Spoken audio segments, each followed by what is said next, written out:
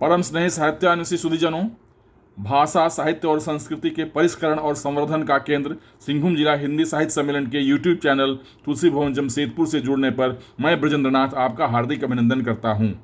इस चैनल पर आप साहित्य समिति तुलसी भवन द्वारा आयोजित कार्यक्रमों का ऑडियो वीडियो देखते रहे हैं। तुलसी भवन में साहित्य समिति द्वारा आयोजित कार्यक्रमों को प्रकाशित करने का विचार युवा ऊर्जावान राष्ट्रीय मूल्यों के प्रबल पक्षधर मानद महासचिव और साहित्य समिति के अध्यक्ष आदरणीय प्रसेनजीत तिवारी जी के मन में आया था। तो उसी कड़ी में प्रस्तुत है विगत 24 अप्रैल को आयोजित कथा मंजरी कार्यक्रम का ऑडियो वीडियो का अंतिम भाग।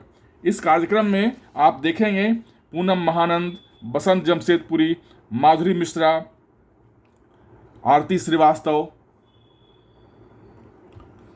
वीणा कुमारी नंदिनी, अरुणा भूषण का कहानी का पाठ और प्रसेनजीत तिवारी जी का अध्यक्षीय भाषण। तो इसमें उनका बहुत योगदान रहा है क्योंकि हम सब उन्हीं की विरासत को आगे लेकर जा रहे हैं। तो ध्यान दीजिएगा, साथ दीजिएगा क्योंकि हम सबको जरूरत है ऐसी प्रेरणा की कि हम सब आगे बढ़ सकें। तेजस्वी सम्मान खोजते नहीं गोत्र बतला के, वो पाते हैं जग में प्रशस्ति अपने कर्तव्य का। और आज कथा मंजरी में यहाँ उपस्थित हुआ, हालांकि लपरेट में लिखा करती हूँ, लघु प्रेम कथा जिसे कहते हैं, लेकिन आज के लिए कुछ खास तैयारी की है।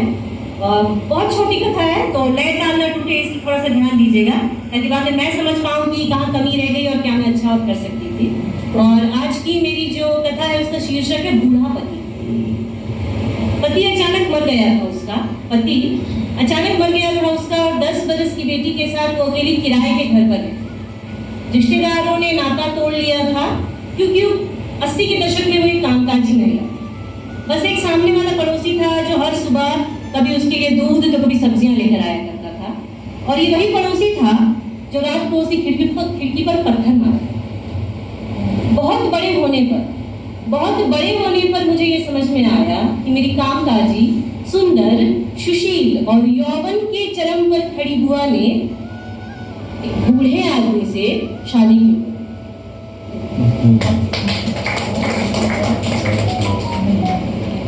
कहानी जिसे आप लघु कथा कहते हैं लेकर उपस्थित हैं। लघु कथा का शीर्षक है बांट को खाए गंगा नहाए। लघु कथा में सिर्फ वार्तालाप है, ध्यान देंगे। कल्लू भाई मुर्गा तो बहुत तगड़ा है और अपना हप्पा टप्पा का धंधा भी बंद है। लॉकडाउन में शुरू में 3-3, 4-4 संस्थाएं आई पूछने, कभी पूड़ी सब्जी, कभी खिचड़ी, कभी दाल भात। अब इधर 2-3 दिन से कोई नहीं आया, ऐसे में और क्या किया जाए। आज इसी से काम चलाते हैं, क्या ख्याल तो अच्छा है मगरू, लेकिन क्या यही नहीं कि मुर्गा उस्ताद का। हाँ भाई, और उस्ताद को पता चला तो टांग तोड़कर हाथ में दे दिया। क्यों तोड़ेगा टांग? हम कोई भी काम करते हैं तो उस्ताद का हिस्सा बाइक जब उस्ताद को पहले दे देते हैं। आज भी वही करेंगे। हाँ, ये ठीक है, पहले उस्ताद का हिस्सा उस्ताद को पहुंचा देंगे तो जमकर दावत उड़ाएंगे। तो फिर देर किस बात की? पकड़ लो मुर्गे को, बांट छूट खाए तो गंगा नहाए, बांट छूट खाए।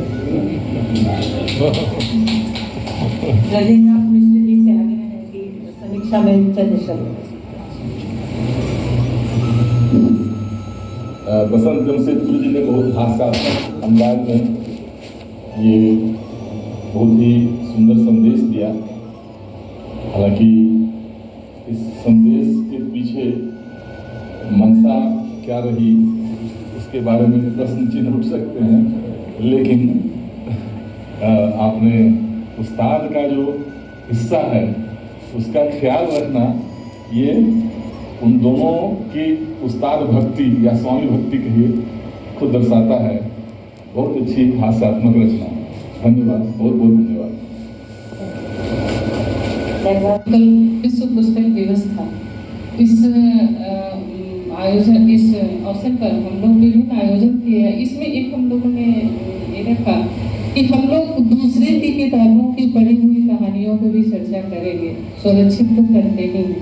तो जब भी आप लोग आते हैं इसलिए तो एक पढ़ी हुई कहानी को मैं कहना चाहूँगी, और नहीं तो जो मेरी तैयार है। आपकी जो तैयार है वो नहीं, चलो इसके लिए बाद में समय हाँ ठीक। इस कहानी का नाम है कर्म कमाई। आज मॉर्निंग वॉक में प्रिय सहेली सुधा मिली। अभी कुछ दिन पहले ही उनकी सास की मृत्यु हुई थी। सुधा की सास की उम्र हो चली थी, 3 बेटे 3 की शादी हो गई थी, पोते पोती से बड़ा परिवार छोड़ के गई थी। अपनी सारी जिम्मेदारियां उनकी पूरी हो गई थी, लेकिन सुधा को ऐसा प्रतीत होता था कि सास के बिना उनकी दुनिया ही सुनी हो गई। और मालती कोई बड़ी कोफ्त होती थी कि सुबह सुबह उठ के सास का ही रोना सुनना पड़ता था।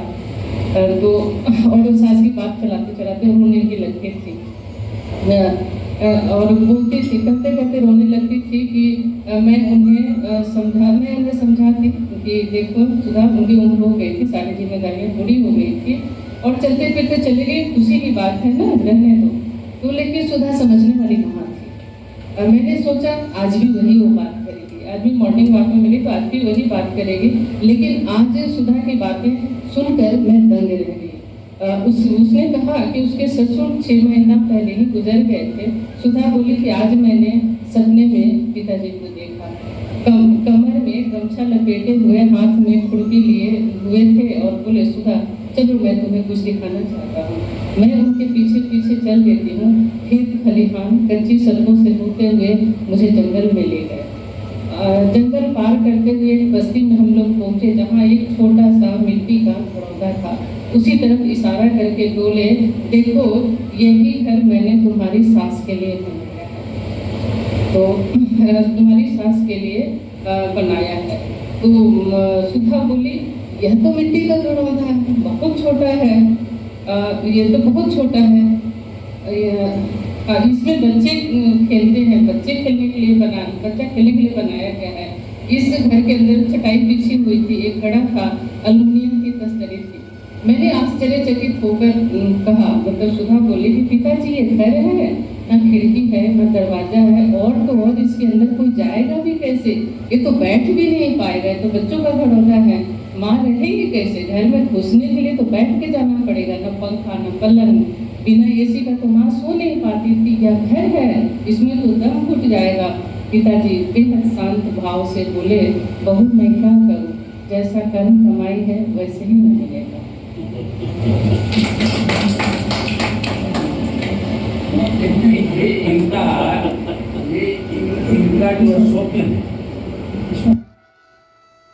रात के 12 बज रहे थे। दमयंती बालकनी में खड़ी चुपचाप बीते दिनों को याद कर रही थी। जब भी उसका मन अशांत होता, वह वहीं बालकनी में आकर गमले में लगे पौधों के पास रखे कुर्सी पर बैठकर अपने मन को शांत करने की कोशिश करती। उसका दिमाग पिछले दिनों के घटनाक्रम को कैमरे की रील की तरह घुमा रहा था। कितने सपने संजोई थी वह अपने इकलौते बेटे की शादी के लिए। क्या क्या नहीं सोचा था, कैसे कैसे वह अपने अरमानों को पूरा करेगी। मेहमानों की पूरी लिस्ट भी बना ली थी।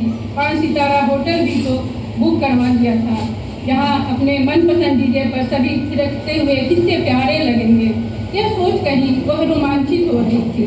कोरोना का लहर शुरू हो गया था, लेकिन दूसरे देशों में अपना देश सुरक्षित था। वह बाजार का काम भी सब पूरा कर ली थी। आमंत्रित रिश्तेदारों को तोहफा देने के लिए उसने सारी तैयारियां कर रखी थी।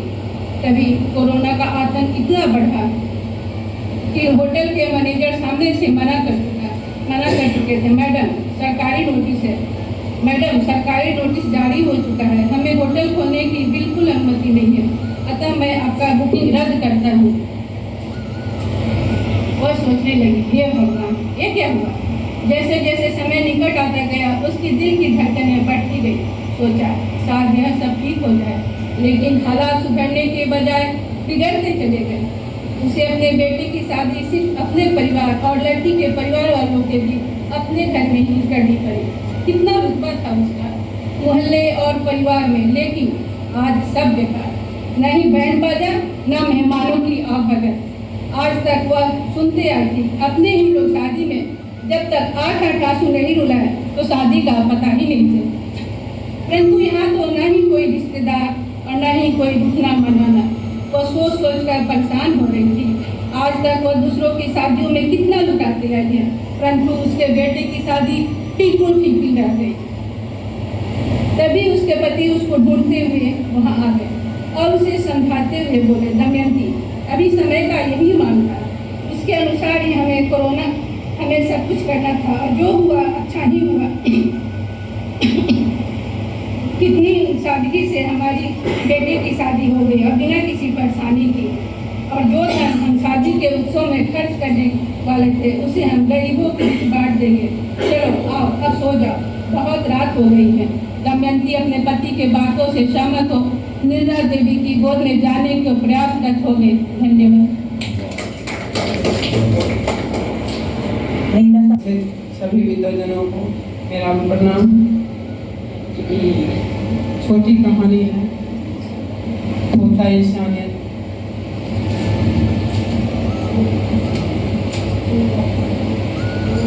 कभी किसी से प्रेम नहीं करने वाला अमन आज प्रेम और जिम्मेदारियों के पराकाष्ठा पर पहुंच चुका था। अपने माता पिता की अवहेलना करने वाला अपनी चाची से प्रेम करने लगा। आसपास के लोग यह देखकर हैरान, आखिर अमन को हुआ क्या, कहीं कोई बात तो नहीं। अमन की चाची को कोई संतान नहीं। अपनी चाचा की मृत्यु पर जब अमन नहीं आ पाया तब उसे बहुत पश्चाताप हुआ।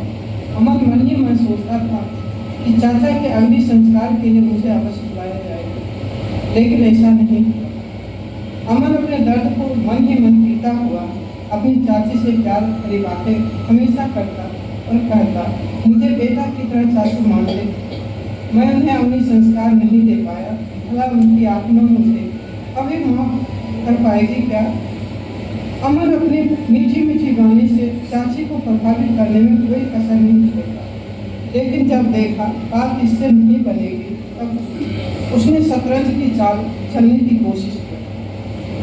चाची की सेवा करने वाला दूसरा रिश्तेदार जिसके बेटा का विवाह चाचू ने यह कर करवाया था कि मैं अपना सारा जमीन इसे ही दूंगा। दूसरे रिश्तेदार गरीब आमदनी के साधनों की कमी देखने ईमानदार चाचू को अग्नि संस्कार गरीब रिश्तेदार का बेटा ने दिया जिसका विवाह चाचू ने करवाया। अमन दोनों पति पत्नी को दिन रात पेट में दर्द होता है कि कहीं जमीन उसके कब्जे में न आ जाए। अमन हमेशा इस ताक में रखता कि हवा की रुख कब मेरी ओर होगी। एकाएक चाची जोरों से बीमार हो गई। बीमारी में अमन ने ही अधिक पैसा खर्च क्योंकि दूसरे रिश्तेदार के पास पैसे का अभाव है। पैसे के अभाव में पैसा तो कम खर्च किया, लेकिन चाची को दिन रात सेवा की। चाची को दिनों तक अचेतन अवस्था में थी। वक्त का फायदा उठाते हुए चाची को उल्टी बातें पढ़ाते हुए अमन ने इंसानियत को खो बैठा और जीते जी चाची के सारे संपत्ति का अधिकार कर लिया। अमन के चाचा को संतान नहीं रहने के कारण बचपन से भांजी को गोद लेकर रखे थे। पढ़ाए लिखाए उसका कन्यादान भी किए, लेकिन अमन स्वार्थ में लीन होकर सारी संपत्ति का अधिकार जमा लिया। न ही वह रिश्तेदारों से राय विचार लिया और न ही चाचू की भांजी से कोई विचार विमर्श किया। अमन का खोता इंसानियत लेकर समाज दंग रह गया। अमन का खोता इंसानियत लेकर समाज दंग रह गया। संदेश में मनुष्य सब कुछ छोड़कर इस धरातल से चला जाता है, सिर्फ इंसानियत ही यहाँ बच जाता है। इस इंसानियत को सर्वदा बचाकर मनुष्यों को रखना चाहिए। बहुत बहुत धन्यवाद कुमारी नंदिनी जी को। इनकी समीक्षा के लिए मैं आवाज दूंगी। वन रक्षक नाम है मेरी कथा का। वो जंगल से फूल चुनकर छोटी छोटी मालाएं बनाती थी और एक जंगल के पास से एक मंदिर था जिसके करीब वो बैठ जाती थी और माला बिक्री करके अपना जीविकोपार्जन करती थी। और 10-11 बजते बजते धूप से जो है फूल कुमला जाते थे। और जिस दिन फूल कुमला जाते न बेच पाती या कम बेच पाती, उस दिन वो भूखी ही अपना दिन व्यतीत करती थी। इसी तरह दिनचर्या चल रही थी। अचानक एक वन रक्षक आया, बकायदा कंधे पर अपने बंदूक वगैरह लटकाए यूनिफॉर्म में, और टोपी उतार के किनारे उसने रखी। और जो ही झुका फूल खरीदने के लिए, माला खरीदने के लिए, तो उसे दिखा वो तो सूख चुका था। तो वो लपकते कदमों से चढ़ गया मंदिर में, और जो प्रणाम करना था मंदिर में निवेदन करके वापस आया। और उसे बड़ा अजीब लगा कि फूल सूख गया है, अब ये क्या करेगी। तो अपने पॉकेट से रुमाल निकाल करके, संभवतः बहुत छोटा था, माला सब ढकने के लिए काफ़ी नहीं था, फिर भी वो उसको ढांक दिया और धीरे से उसके छीन जीर्ण वस्त्र को और सुंदर फूल की तरह खिले हुए चेहरे को भूल नहीं पाया, और झुक के धीरे से उसके कान में कहता है, थोड़ी देर में आऊँगा। दोपहर हुई, वो इसी तरह बैठी थी। भोजनालय लेके गए उसको, वन रक्षक भोजन कराया। भोजनालय से निकल के उसे आग्रह, उसका सम्मान करने के लिए वो हाथ जोड़ी कि भाई बहुत धन्यवाद, आज का भोजन आपकी तरफ से मिला। तो जो ही उसने एक करबद्ध निवेदन किया, उसने उसकी कलाई थाम ली और कलाई थाम के धीरे से मरोड़ी और कहा कि मुझे बंधन पसंद नहीं है।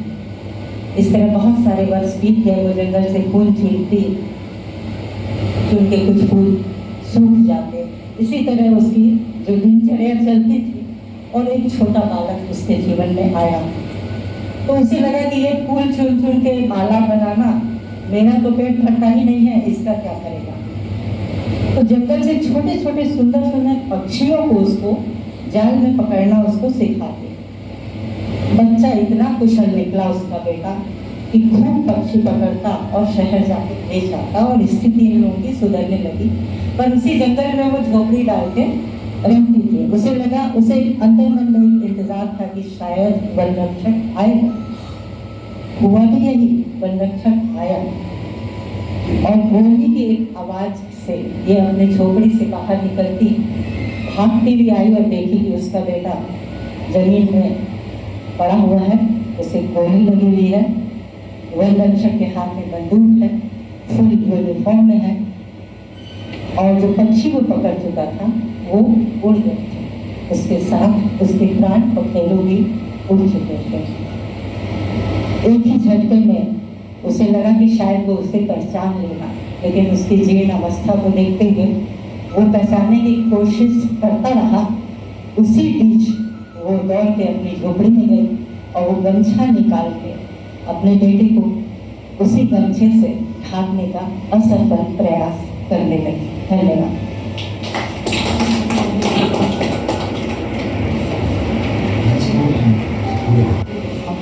आज अपने कथा मंजरी में हम सभी उपस्थित हुए और आज की सभी कहानियाँ शुरुआती जो हम सब हुआ ब्रजेंद्र जी से, और 2 लोग तो विदेशी तो है, इस कारण से गर्मी में ठंडे का भी एहसास हुआ -16 डिग्री। लेकिन इसी तरह से बाद में शकुंतला शर्मा, तीनों में हम सब देख रहे हैं संस्कृति पर संस्कार पर जोड़ाया, ये दोनों अच्छा रहा। सब पर सभी छाया हो गई है, तो ध्यान दिलाऊंगा।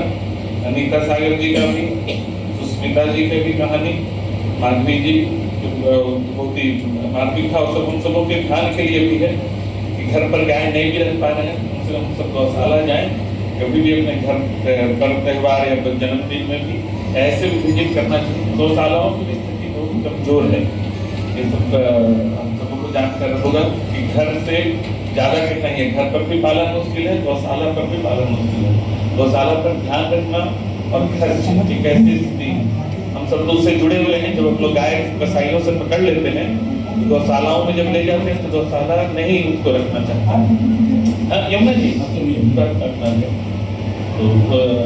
तो हम सब वो ध्यान में आ गए। गौशालाओं में स्थान नहीं रहता है, उनके पास व्यवस्थाएं नहीं रहती, तो जानते हैं हम गायों को रखेंगे तो उसका पालन पोषण कैसे करेंगे।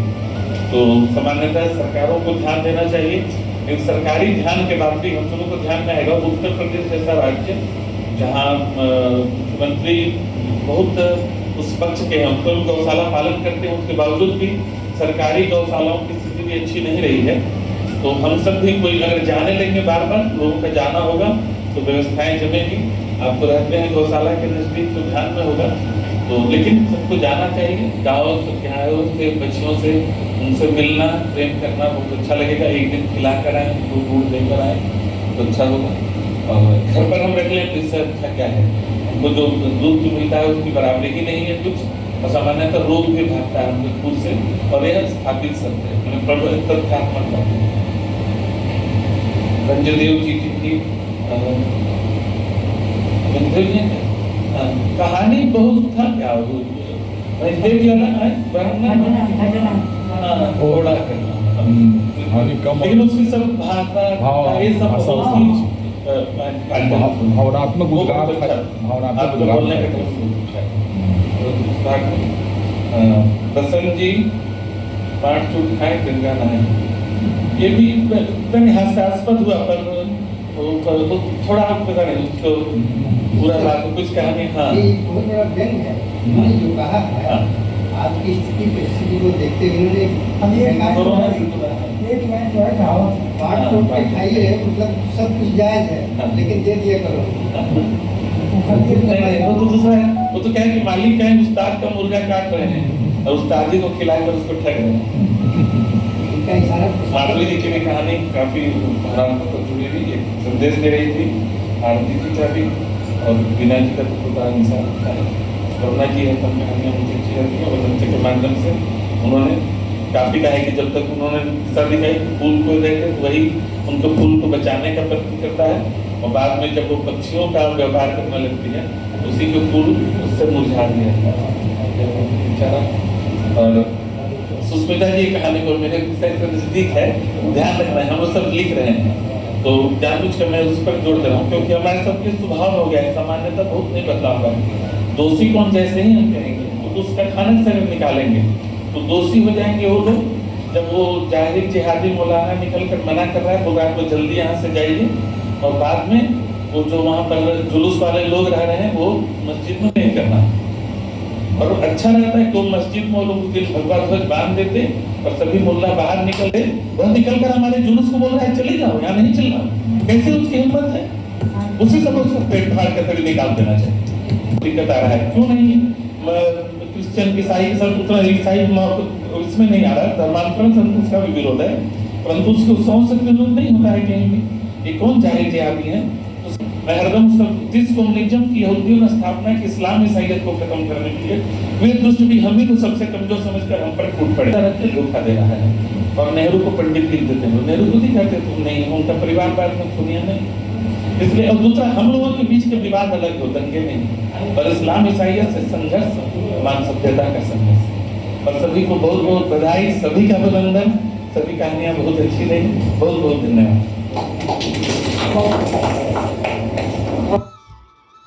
तो मित्रों, वीडियो देखने के लिए हार्दिक आभार। इस चैनल को सब्सक्राइब करें, लाइक और शेयर करें, और बेल आइकन अवश्य दबा दें ताकि कोई भी नया वीडियो अपलोड होने पर उसकी सूचना आप तक मिलती रहे। तो इन्हीं प्रस्तुतियों की कड़ी में फिर मिलते हैं और एक कार्यक्रम के साथ। आप अपना विचार कमेंट बॉक्स में अवश्य दें ताकि हम अपनी प्रस्तुति को निरंतर सुधार कर सकें, उसमें निरंतर उसको बेहतर कर सकें। धन्यवाद, बहुत बहुत धन्यवाद।